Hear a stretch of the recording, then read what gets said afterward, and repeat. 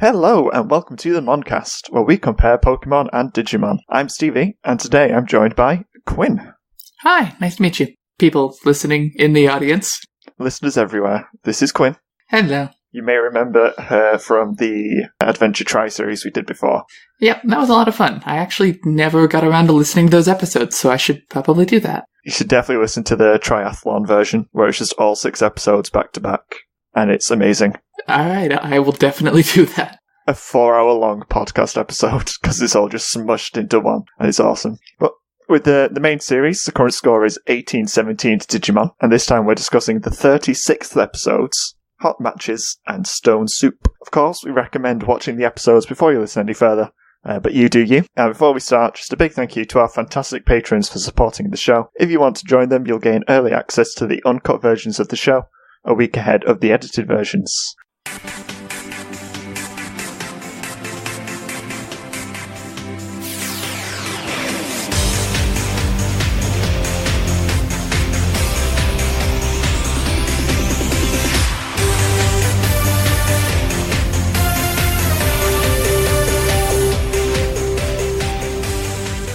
So this is the first main episode you've been on, so tell us a bit about yourself and your history with Pokemon and Digimon. So I was always definitely more of a Digimon kid, but I watched both of them when I was a child and they were first coming out. Today was the first time in probably, 15, 18 years that I've watched an episode of Pokemon, and I had sure forgotten how bad the voice acting is. Digimon, by contrast, I've seen all of the media, and it's bad. I have a problem with watching bad shows. A little bit, yeah. Digimon in particular, but yes. Some people may remember me from translating the game Digimon World Redigitize. That was on the PSP, wasn't it? It was. I played a bit of it, but in the back of my mind I was always just waiting for Decode, the 3DS sort of remaster of it to be done. I am told that will be coming out in the next couple of months, but you didn't hear that from me. So they've said they nearly got it done. They're just doing final testing and stuff to make sure it's all working properly. Then I'll finally get to actually play that game. It's 5 years old. I've had the cartridge for 3. Wow. I could only get so far before I got sick and tired of just using Google Translate on my phone for every single text box. That's fair. But I'm excited for that. Anyway, do you want to get into Pokemon? Let's do the Moncast. Let's start off with Hot Matches. Pokemon Johto! I was really surprised to find as I was watching this that I could remember watching this specific episode when I was 10. Wow. Yeah, that was a real blast from the past of just oh yeah, I used to get up early to watch Saturday morning cartoons, back when you had to watch things when the company decided to let you. Yeah, you had to get out of bed at 7 on a Saturday. And now Disney has reinvented this idea. I just remember, you'd have the sort of people on the couches in between every episode, during the ad breaks, and they'd introduce the next episode, and they'd have, the show reel with the clips of it before it started. They used to do a Digimon Super Bowl weird special thing, where they'd just do a marathon of Digimon and talk about the most valuable Digimon in between episodes. Maybe the silliest thing. It's so good, though. But yeah, with Pokemon, I have not seen most of it. This is about where I fell off, and maybe the Orange Islands, but I can't remember if that's before or after this. Orange Islands is before this, because we skipped it in its entirety when we jumped forward to Johto. Fair enough. So you've missed 30-something episodes of Pokemon? Give or take. I'll get you up to speed. Ash has, I think, 2 gym badges. Okay, I'm caught up. Might be 3. And I guess they're going to Goldenrod, and that takes 8 episodes. I was immediately shocked by how just truly awful Ash's voice acting is. What is it about Ash's voice acting that you don't like? Because I don't have an issue with it. Yeah, they're really leaning into this, I'm a kid who's just on the edge of puberty, but they can't sell it at all. And it's just so grating to listen to for any length of time. That and they just you could make a drinking game out of the number of times they say, let's have a Pokemon battle. Not a battle, just it has to be specifically a Pokemon battle. Honestly, you don't tend to get this many battles in episodes. That's fair, yeah, there were 4. It's quite a few, more than usual. We were gifted with far too many battles. Yeah, so we start off with Ash just being, like, kind of a jackass to some kid whose Growlithe is probably in critical condition. Just completely callous. Was it the Pokemon Center was just straight up closed? For no Yeah, they reason? were walking out the door, but they're just, like, not even concerned. They're just like, oh, yeah, looks like you lost. Get wrecked. Like, they bring up that there's someone on top of a mountain, and I immediately called, there's going to be a rope bridge somewhere. For once, they didn't cross the bridge. That's true. That's probably next episode. Next episode, they cross the bridge. But every time a rope bridge comes up, it's just, why? So many rope bridges. And it has to break. Mm-hmm. We're lucky that Mickey was on the same side they were coming from. Not even one Hey Mickey joke. Was Hey Mickey even around at this time? Yeah, Hey Mickey was like from the 80s. Is that old? Yeah. Wow, I thought it was in like early 2000s or something. It's old enough that they make a Hey Mickey joke in Wayne's World, which is a film from 1993. I don't know what that is. Okay, you should probably watch Wayne's World sometime. It's intentionally really bad movie, but it was funny. Mm-hmm. It's like if Austin Powers were good. God spoof. Yeah, it's a classic. Anyway, moving on to things that are Pokemon and or Digimon. So Ash finds out that there's somebody who's willing to beat up someone's Pokemon, and instead of being concerned about the ethics of this, he just really wants to go fight them. You get used to it. Ash is a cocky little so-and-so. Which is weird, because he never wins the championships. He never wins. Or it'll take him several attempts. But he's still the best there ever was. Well, he wants to be the very best. No, he is the best. We all know it to be true. Ash and Mickey have the fight. Well, first Brock has to hit on her. Oh, of course. You're not a little girl lost in the forest. Not only does he hit on her, he assumes that she is a weak and defenseless woman. Yes. And not the strong trainer they've been told about. Because she's a woman. She can't be a strong and competent trainer. Brock. Oh, Brock. He gets what's coming to him, though. He sends out the Vulpix that I completely forgot about. And it just gets absolutely wiped. And yeah, Vulpix gets wrecked. Because Mickey has a Skarmory. She talks about how for some reason most Skarmories are weak to fire types, and it's like, do you just not know how types work? I don't even play these games, and I know how that works. Typing just sort of comes and goes. Fair. And sometimes it's important. Sometimes Pikachu can shock a ground type. Other times it's a plot point that Pikachu can't shock a ground type. Yeah, it's just whatever fits the episode. So this time it was Skarmory wants to train against fire types because it's weak to fire types. But it will still endure like 3 flamethrowers from Cyndaquil before giving in to a tackle. As soon as Ash tries to fight the Skarmory, Cyndaquil can't use fire correctly because Cyndaquil is really bad at his one job. Has this been an ongoing thing, or did they invent that for this episode? No, it is an ongoing thing where Cyndaquil has to start his fire up. Okay. Before he can use his flame attacks. It's just sort of... Ash hasn't really trained him properly. Especially with how cocky he was for, I've got a fire type, but it might be a little too hot for you. Like, it's explicitly not the case. It's just because, like, Cyndaquil, I think, absolutely destroyed someone else's Scyther or something. In the first episode where he was caught. Oh, I remember. He wagered Cyndaquil. Well, that's tough. He caught the Cyndaquil and then, like, wagered Cyndaquil's ownership on a Pokemon battle where he was using the Cyndaquil he just caught. That's really screwed up. Mm-hmm. God, Ash is even more immoral than I thought. And that's coming from the baseline of he likes to go into cockfights. See, I've already tuned out of the whole, it's dogfighting thing, because I'm like 80-something episodes in, but this is all new. Like, I recognize that it's just a thing and you have to accept it, but that's really screwed up even by Pokemon rules. I remember being so angry, but you get angry at Ash a lot. That's fair. You just have to move on and accept that the next episode will be another filler one, and it'll be fine. Whatever Ash did doesn't matter too much. At least it's not Naruto. Yeah. The first fight they have with Cyndaquil and Skarmory, who is awesome, by the way. Skarmory is, like, the same height as a person. A huge metal bird. Mm-hmm. I'm into it. Absolutely destroys Cyndaquil because Cyndaquil takes half the battle to wake up. And even then, just really can't aim. Yeah, it's just a bad shot. Skarmory's a good dodge. But they get interrupted by Team Rocket, who have to do the token bit of the episode. That's true. Team Rocket really didn't perform very well for once, which is always sad.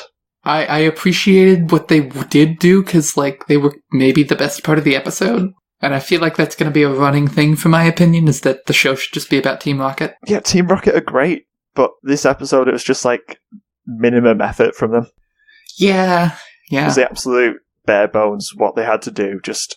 They had to make time for, 4 Pokemon battles. Yeah, there's so many. We had Vulpix Skarmory, Cyndaquil Skarmory. Another one of those, plus a training montage. We need a montage. I guess you could kind of count Skarmory against the hot air balloon as a Pokemon fight. Yeah. Meowth was there. Technically.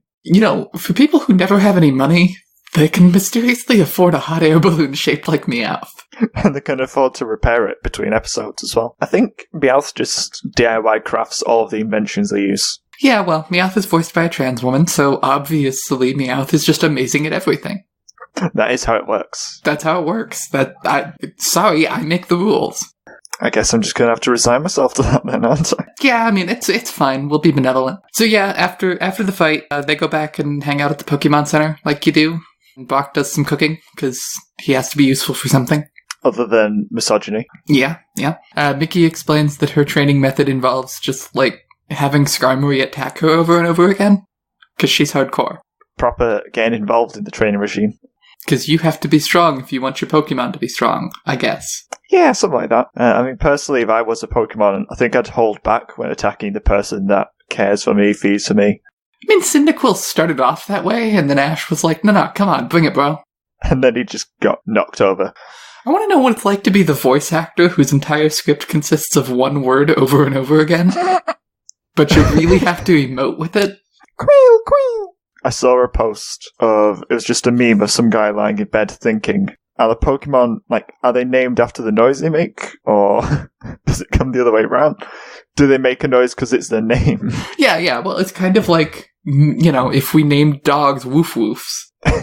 Or we named cats meows. Exactly. So yeah, all of that happens, and Ash, because he is very gullible, goes ahead and does this probably pretty dangerous training method. By the edge of a cliff.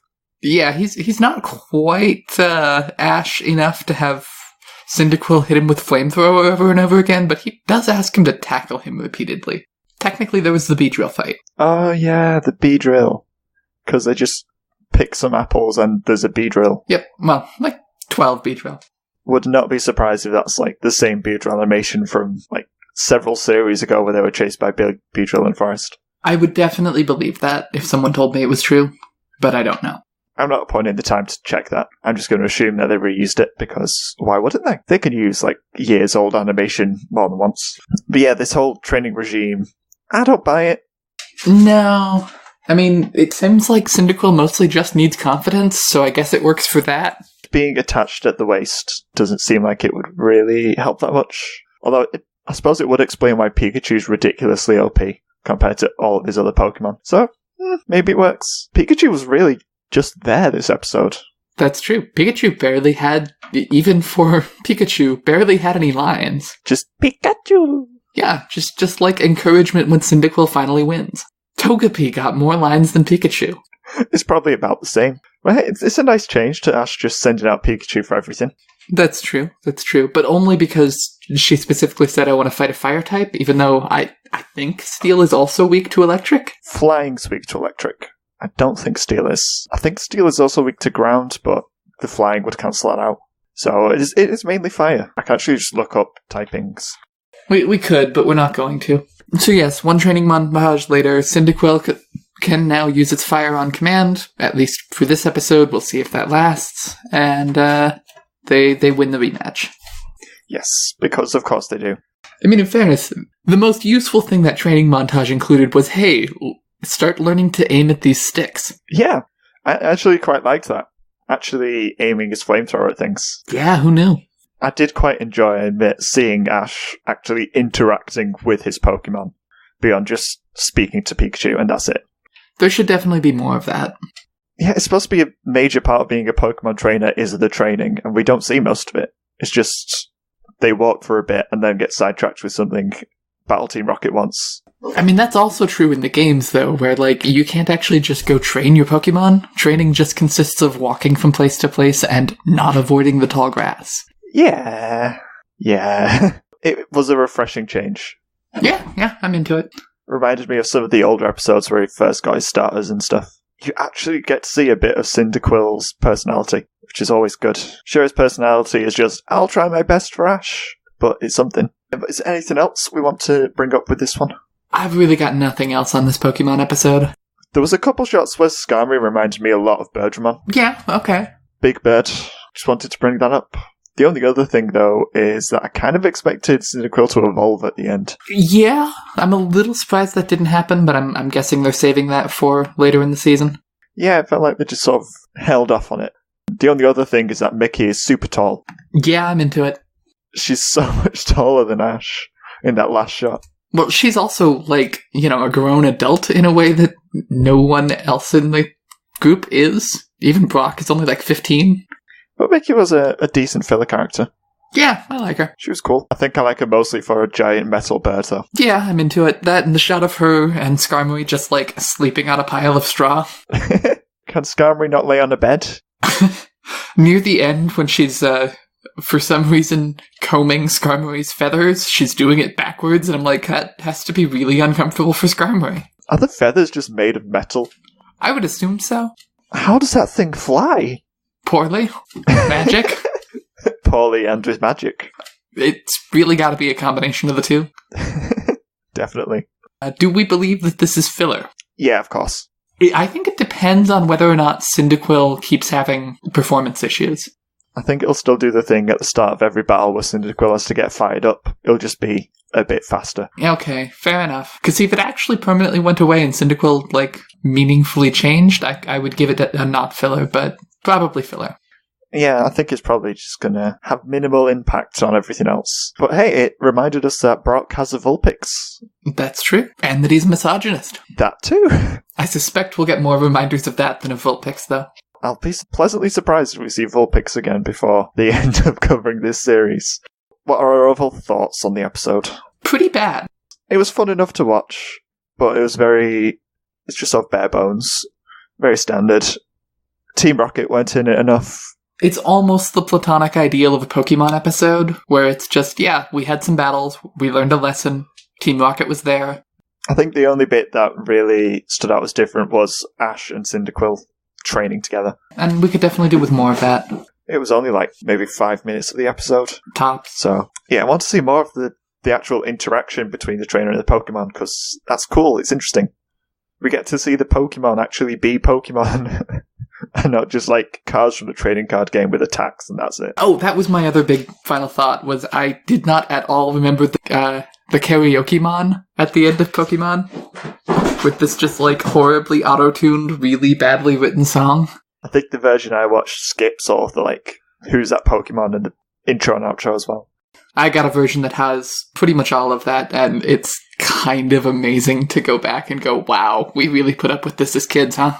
You'll have to tell me what you get that version, because then I get to enjoy it as well.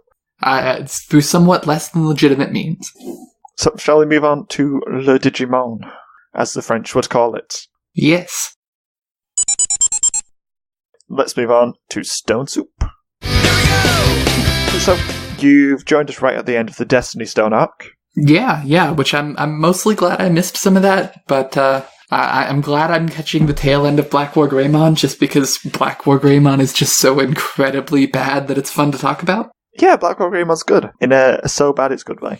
Yeah, definitely. The Destiny Stone arc as a whole has definitely just been pretty bad.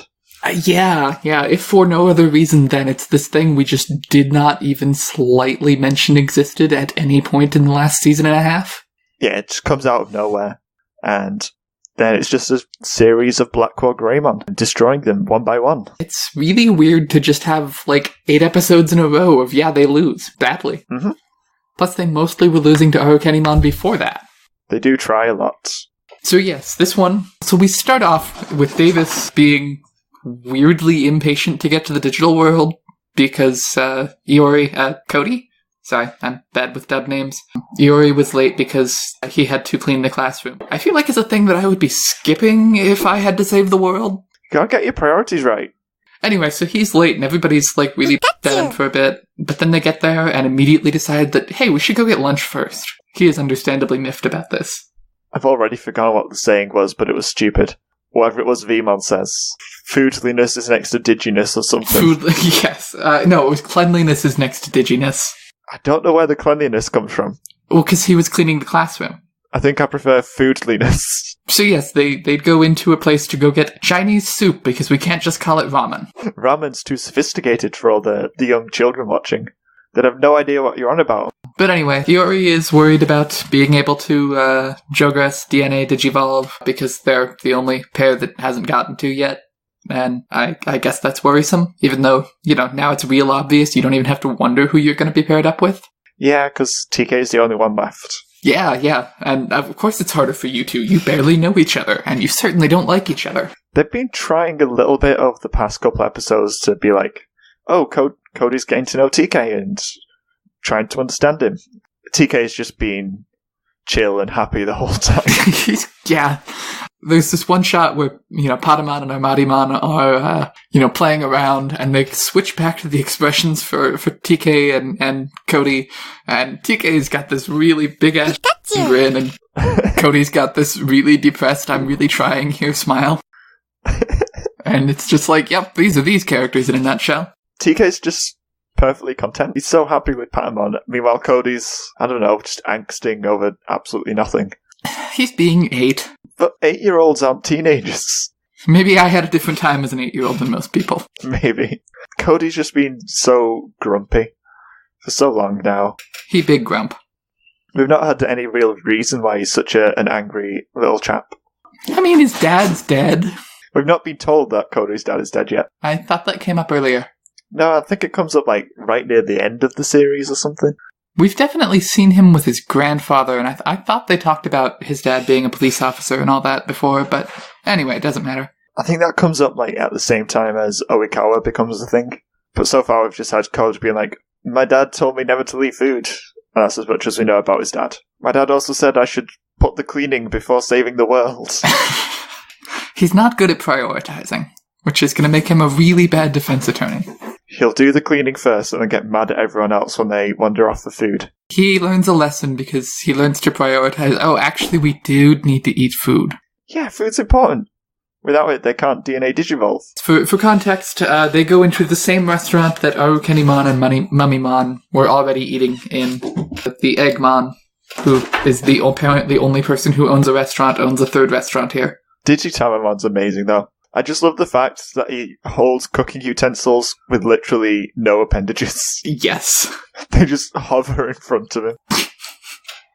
That's so good. God, he has the weirdest voice in the dub. It is weird. I'm going to be very evil sounding. He's just a restaurant manager. Just a normal capitalist. I am capitalist, man. I mean, he really is. There was that time he, got Nat to be an indentured slave. Slave labor, yep. I think he tried to do the same thing with Yo Lee or something. Yeah, they did try to do that, but I think he wouldn't take yen, so then random American dude who was there for one episode had to pay. I think in the dub they changed it to something like Digidollars, yes. Digidollars or something, because we can't understand different currencies unless the digital... Oh, that's right. And then in the dub, they were like, yes, he still only takes Digidollars, and this random kid just happens to have some. Yes, something like that. This time around, Digitamamon doesn't really get involved much. It's mostly Moemon and Arukenimon doing everything. There's a good few minutes of them just talking to each other and watching Blackwater Greymon destroy stuff because he's angry and can't find the Destiny Stone. Which then they stumble onto randomly without trying, like you do. Of course, as you do. Not be mentioned at all until this plot arc, but then you just stumble across all of them. Super easy. Yeah, apparently anyone who sticks their tongue in this lake full of ramen broth. Okay, I've got to admit, I do quite like that there's just a spring that makes ramen. I'm into it. It's such a digital world thing. Yeah, it's a very early adventure. Screw it, there's just weird stuff here, like all these telephone booths that will insult you. I also love that Digitamamon's just been selling this. It's a secret recipe. I literally can't tell you the ingredients. Because I just siphon it from outside. And then charge you money for it. Anyway, they let Arukenimon and Mummymon run off. Also, Mummymon, weirdly misogynistic and gropey. It is weird. They're not quite like Jesse and James for their relationship. But they do sound like them. They're definitely similar. It's a similar vibe, but Mummymon's a lot more clingy and weird than James is in Pokemon. Also, more evil. Yeah, that's true. Also wields a sniper rifle. You know, like mummies do. Oh yeah, Egyptian mummies are well known for being found with sniper rifles in their arms. So they run off from the restaurant without paying. Digitalmamon runs after them, but then their car breaks down for reasons. It's not been given fresh water in 5 years or something. Yeah, something like that. I do quite like that joke, though, where it's just Mummymon's forgetful and doesn't do things for years at a time. I did it at least 5 years ago. Yeah. It was a less good joke when he hadn't brushed his teeth in over a year. Well, he's a mummy. Doesn't matter. He's attracted to a spider woman. Hey. Let's not throw stones there. Yeah, so the kids, instead of chasing after her, are like, oh yeah, we can't actually digivolve because we haven't eaten recently, so let's steal from this restaurant and make our own food. And they make hand-wash soup because it tastes so good because they've all dipped their hands in it. Yeah, that was a real weird sentence. What? Why did you all stick your unwashed hands in the soup? Just why? What? Why? That isn't a thing. Yum, it tastes like hand. People don't do that because it's weird and unhygienic. And okay, even if someone had to put their hands in it, to like put in ingredients or something, why did all of you need to? It's a lot of hands. It's like 12 hands. Most of them are wearing gloves as well. So it'll just be like, the sweat in the gloves.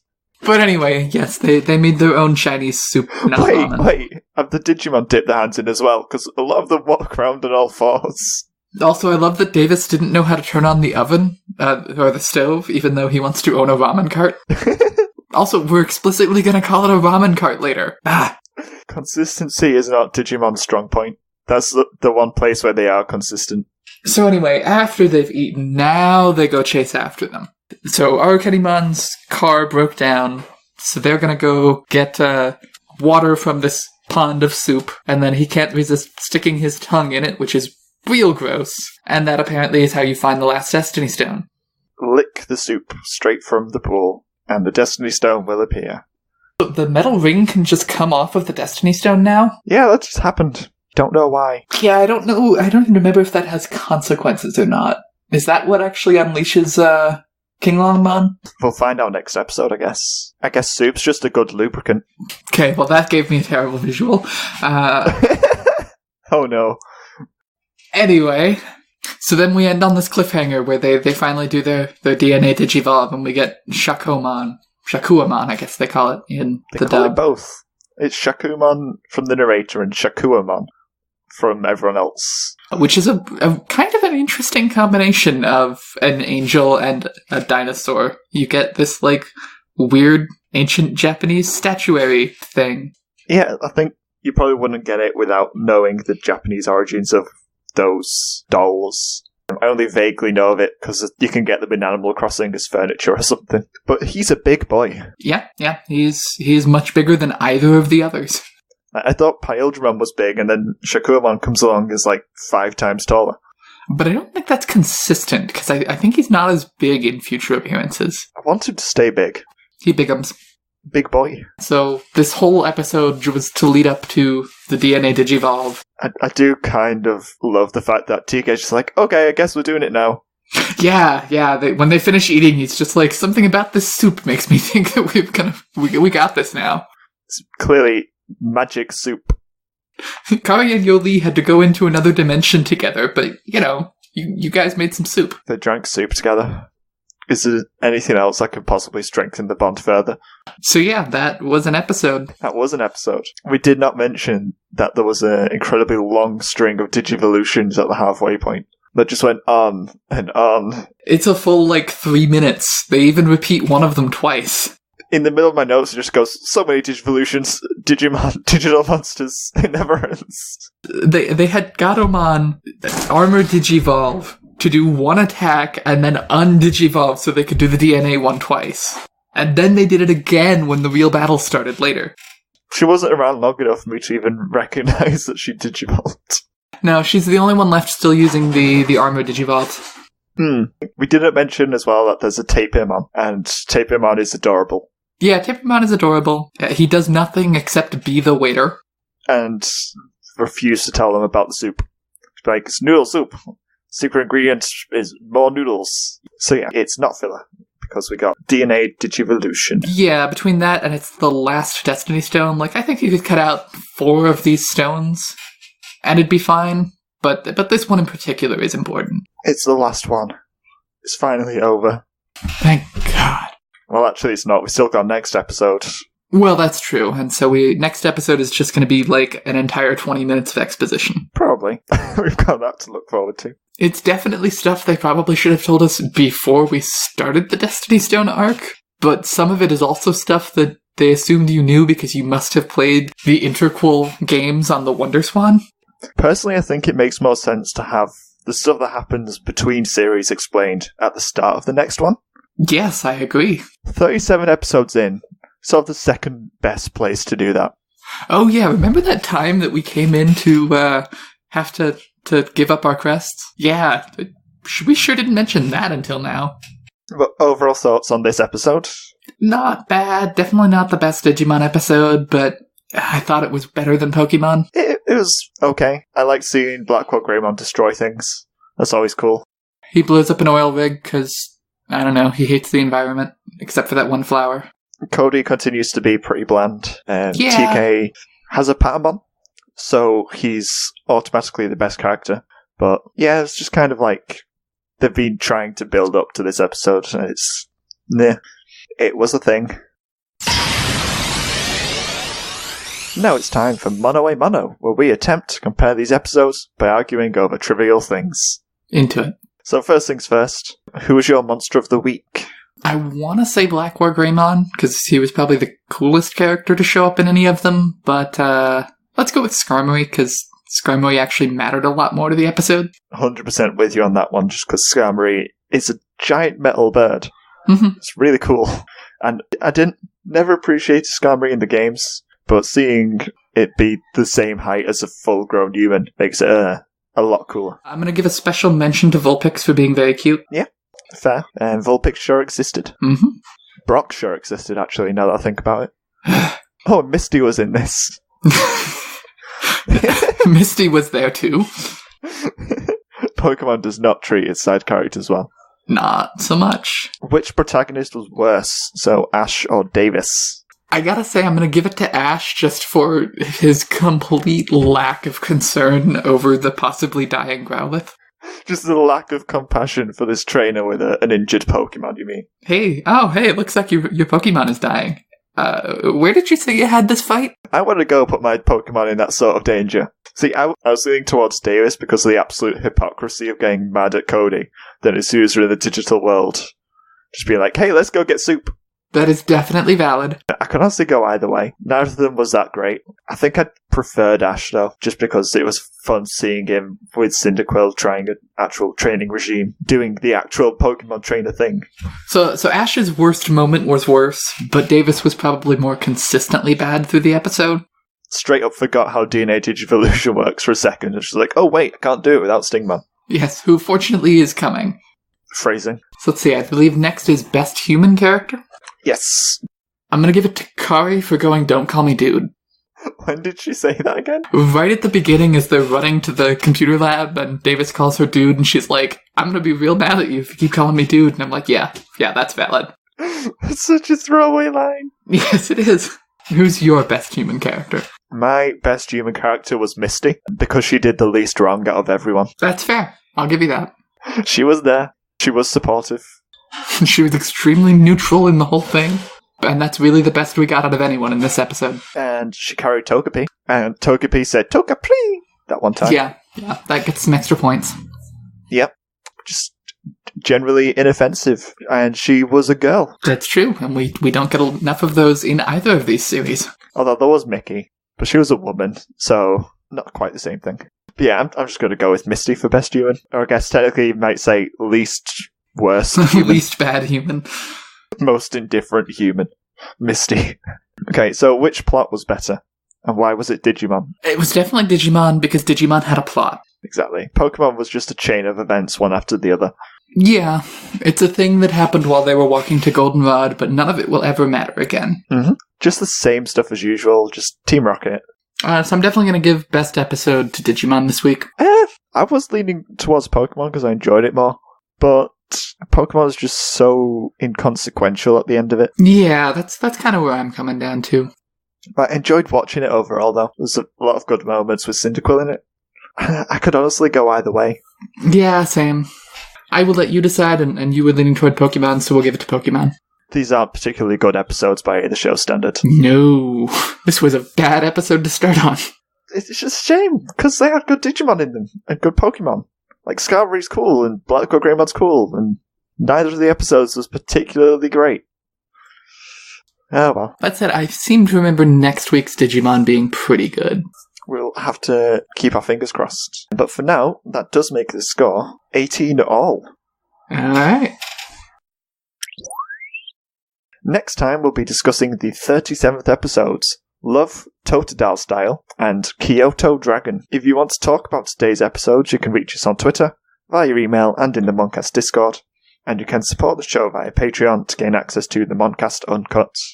Of course, a big thank you to Quinn for joining me today. Where can the people find you? I am on the Twitters at RealYubico, and that's pretty much it. Cool. So all the links are in the show notes. Thank you so much for listening, and until next time, bye-bye. Bye. Bye. Super tasty soup, super spicy carrot and coriander, chili chowder, crouton, crunchy friends in a liquid broth. I am gazpacho, oh, I am a summer soup, miso, fighting in the dojo, miso.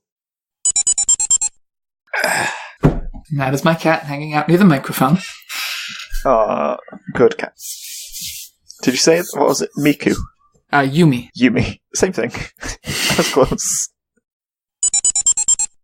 Yes. I was confused because you just get the shot of Antramon in the background. Just be like, hey, hi, I'm also here. It makes me laugh every time. Just because, like, Vmon Armor Digivolves, you get all of Agumon's Digivolutions. Garmon does it, you just get Antramon. Angelwoman. Hey. Yep, it's good stuff. She even gets screwed on the weird thing that happens at the end where they split into multiple Digimon. Nominally, the Digimon characters grew and learned something, which I can't say for Digimon. You just said you're going to say the Digimon characters learned something which you can't say for Digimon. Oh, I knew what I meant. As long as I knew what I meant, it doesn't matter what you heard. I think you're officially initiated, though, as soon as you mix up Pokemon and Digimon in a sentence. They're both Mons. They're both Mons, same thing. They're good Mons, Pokemon. I started writing Digimon and then changed it to Pokemon, so now it said the Pokemon. There we go. You know, they're Pokemon, like they say in German. The Pokemon, as they say in Jamaica.